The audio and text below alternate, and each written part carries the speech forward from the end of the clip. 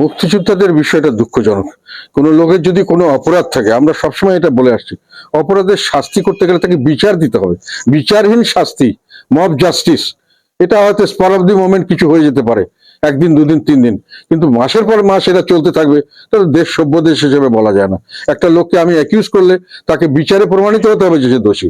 আমি বললেই সে দোষী তা হওয়া ঠিক নয়, এবং আমরা এটাই করতে যাচ্ছি।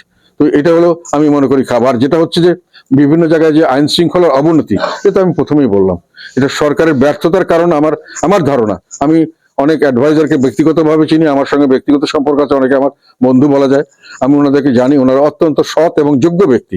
কিন্তু আমরা যেটা বুঝতে পারছি, সেটা ওনাদেরকে যে দায়িত্ব দেওয়া হয়েছে তার সঙ্গে সঙ্গে যে কর্তৃত্ব বা অথরিটি দেওয়ার কথা, সেই অথরিটিটা ওনারা সম্পূর্ণভাবে পাচ্ছেন না। সেই অথরিটির মধ্যে তাদেরকে কাটছাট করে দেওয়া হচ্ছে, দায়িত্ব ওনাদের কারে। কাজে ব্যর্থতা যেটা হচ্ছে ওনারা নিচ্ছেন। আমার দুঃখ হলো এই সম্মানী লোকগুলি যে তাদেরকে যে দায়িত্ব পুরো দেওয়া হচ্ছে না, তার জন্য যে তারা এখানে কিছুটা হলো বিভিন্ন ভাবে লোক চোখকে নিচু হচ্ছেন, এটার ব্যাপারে তাদের একটা কি বলবো, একটা প্রতিক্রিয়া থাকা উচিত ছিল, বা একটা প্রতিবাদ থাকা উচিত ছিল। এটা আমরা ওনাদের থেকে আশা করছিলাম, কিন্তু এটা আমরা এখন দেখছি না। তো এটার জন্যই মনে হয় যে এইগুলো সমস্যা সামনের দিকে আরো বাড়তে পারে। একটা জিনিস সবাইকে মনে রাখতে হবে, আমরা যেহেতু আমরা ক্ষমতার রাজনীতি করি, রাজনীতি মানে ক্ষমতার সঙ্গে যাওয়া, ক্ষমতার জন্য রাজনীতি করা। তো ক্ষমতার দিকে গেলে ক্ষমতার ভিতরে ঢোকা কিছু কঠিন, ডেফিনেটলি এত সহজে হয় না, কিন্তু ক্ষমতা থেকে বের হওয়া অনেক অনেক অনেক কঠিন।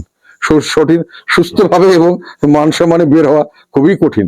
কাজে ওনারা যে ক্ষমতার ভিতরে ঢুকেছেন, আমার মনে হয় এই জিনিসটা ওনাদের একটু খেয়াল করা উচিত। এটা আমি ছোট মানুষ, আমি ওনাদের মতো এত বুদ্ধি কম।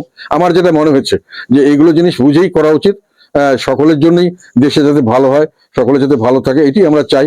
দেশ যে সত্যিকার অর্থে যে এত বড় একটা আন্দোলন হলো, এত লোকের জীবন দিল, এত মানুষ এটার মধ্যে বিভিন্নভাবে কষ্ট পেল, আহত হলো, অনেক মানুষের পরিবার নষ্ট হয়ে গেল, অনেক জীবন নষ্ট হয়ে গেল, বিভিন্নভাবে পঙ্গু হয়ে গেল, তাদের সকলের এই স্বপ্নটা বাস্তবায়ন করা দরকার। এবং তার জন্য আমরা মনে করছি যে আমরা যে পথে যাচ্ছি সেটা সঠিক পথ নয়, এবং আমাদের এটা থেকে কিছু পরিবর্তন করা দরকার আছে।